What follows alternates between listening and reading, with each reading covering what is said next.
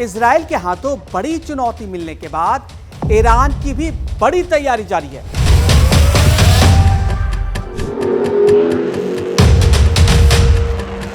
युद्ध की बड़ी तैयारी जारी है। 12 दिन के युद्ध से सबक लेते हुए ईरान ने हथियारों की बड़ी खेप जमा कर रहा है। ईरान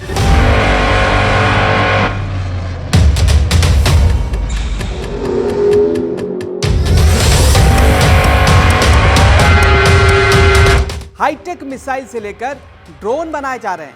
ईरान के अंदर भी बनाए जा रहे हैं और रूस और चीन से खरीदी भी जा रही है। ईरान ने इजराइल के साथ जंग के बाद की दूसरी सबसे बड़ी ड्रिल की है। ओमान सागर में 2000 किलोमीटर रेंज वाले मिसाइल दागे हैं। ये मिसाइल तेल अवीव तक मतलब इजराइल तक टारगेट कर सकते हैं। इजराइल को यह दिखाने की कोशिश हो रही है कि अब युद्ध हुआ तो बड़ी तबाही होगी। सभी मुस्लिम देश इजराइल और अमेरिका के खिलाफ एकजुट होने की कोशिश भी कर रहे हैं, लेकिन इनमें से कुछ मुस्लिम देश ऐसे हैं जो अमेरिका के खिलाफ जाना नहीं चाहते, अमेरिका के खिलाफ कुछ भी करने में हिचकिचाते हैं। ओमान सागर और हार्मुज के पास ईरान ने लंबी दूरी की मिसाइल दागकर बड़ी सैन्य ताकत का प्रदर्शन किया है। इजराइल ईरान युद्ध के बाद ये दूसरी बड़ी नौसैनिक युद्ध अभ्यास है, जिसमें IRGC ने 2000 किलोमीटर तक मार करने वाली क्रूज और बैलिस्टिक मिसाइलों का परीक्षण किया है। हमें पता है कि 3000 से ज्यादा बैलिस्टिक मिसाइल अब ईरान के पास है और ईरान को पूरा समर्थन रूस और चीन से मिल रहा है। हथियारों का भंडार लगातार बढ़ रहा है। मतलब ईरान एक मजबूत मुस्लिम राष्ट्र बनकर उभर रहा है। जो 57 देश हैं उसमें मजबूत मुस्लिम राष्ट्र बनकर उभर रहा है। अब इजराइल और अमेरिका को टक्कर देना उनके लिए उतना मुश्किल नहीं रह गया है। इजराइल के साथ 12 दिन तक चले जंग के बाद ईरान ने शुक्रवार को एक बार फिर अपनी सैन्य क्षमता का बड़ा प्रदर्शन किया। देश के जो सरकारी टीवी चैनल ने बताया कि इस्लामिक रेवोल्यूशनरी गार्ड मतलब IRGC ने ओमान सागर और हार्मुज के करीब बड़े पैमाने पर मिसाइलें दागी। यह अभ्यास 2 दिन से चल रहा है और इसे बेहद रणनीतिक माना जा रहा है। ईरान ने बताया कि मिसाइलें देश की अंदरूनी इलाकों में स्थित भूमिगत ठिकानों में से दागी गई और उन्होंने ओमान सागर में आने वाले अपने तय लक्ष्य को हासिल भी किया और सटीक तरीके से हासिल किया है। किन मिसाइलों का इसमें इस्तेमाल किया गया है? IRGC ने जिन मिसाइलों का इस्तेमाल किया उनमें शामिल है QADR 110, QADR 380, Ghadir cruise missile. इन मिसाइलों की मारक क्षमता 2000 किलोमीटर तक बताई जा रही है।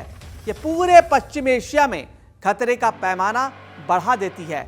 इसके अलावा ईरान ने 303 एक बैलिस्टिक मिसाइल दागी है। हालांकि उसके बारे में ज्यादा जानकारी साझा नहीं हुई है, लेकिन जो तस्वीरें आई ये मिसाइलों के लॉन्च और टारगेट पर लगने के वीडियो दिखाए गए, जो ईरान की सैन्य क्षमता का स्पष्ट संकेत माने जा रहे हैं।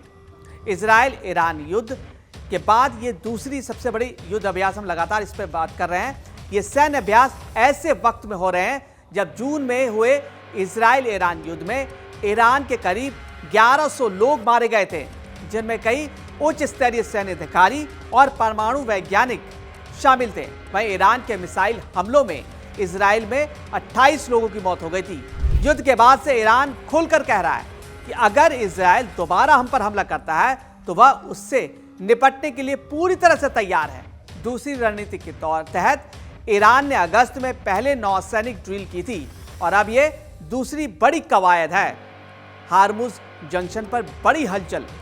दुनिया की नजरें खाड़ी पर हार्मुज दुनिया की सबसे महत्वपूर्ण समुद्री लाइनों में से एक है, जहां से दुनिया का बड़ा हिस्सा तेल और गैस गुजरता है।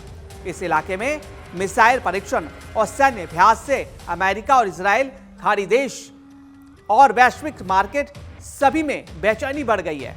इससे पहले ईरान, सऊदी अरब और तुर्की, हम बता चुके हैं पहले ही कि ईरान, सऊदी अरब और तुर्की एक साथ तेहरान में बैठक की थी और ये तीन बहुत ही मजबूत मुस्लिम राष्ट्र है। इजराइल, सीरिया और लेबनान में युद्ध की आग है। इजराइल ने धमकी दी है कि ईरान पर बड़ा हमला करेंगे और उसी समय ये तीनों देश एक साथ मिलते हैं। क्या ये तीन जो मुस्लिम देश हैं वो नई मुस्लिम नाटो की शुरुआत करने वाले हैं? क्या ये इजराइल के खिलाफ शक्ति संतुलन बदलने की रणनीति है या फिर अमेरिका ईरान विवाद को सुलझाने की कोशिश है? तीनों देश की ताकत क्या है, हम थोड़ा बातचीत कर लेते हैं। यह मुलाकात इतनी महत्वपूर्ण क्यों बताई जा रही थी? क्योंकि ये तीन देश मुस्लिम दुनिया के असली महाशक्तियां हैं। सऊदी अरब खाड़ी की सबसे अमीर अर्थव्यवस्था है। हाल ही में पाकिस्तान के साथ डील से परमाणु क्षमता के बेहद करीब पहुंच गया था। अमेरिका का स्ट्रेटेजिक पार्टनर है। तुर्की नाटो का सदस्य है और दुनिया के सबसे बड़े सैन्य संगठन का हिस्सा है। ड्रोन और रक्षा तकनीक में वैश्विक नेतृत्व करता है। यूरोप और एशिया दोनों में इसका प्रभाव है। वहीं ईरान लगभग 3000 बैलिस्टिक मिसाइल का मालिक हो चुका है।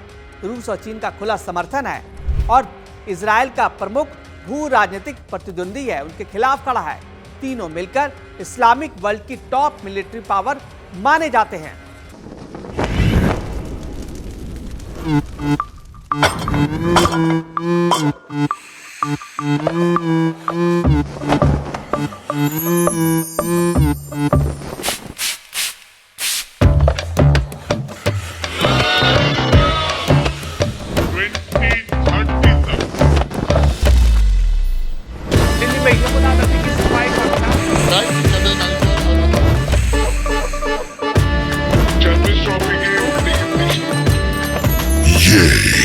कड़क है।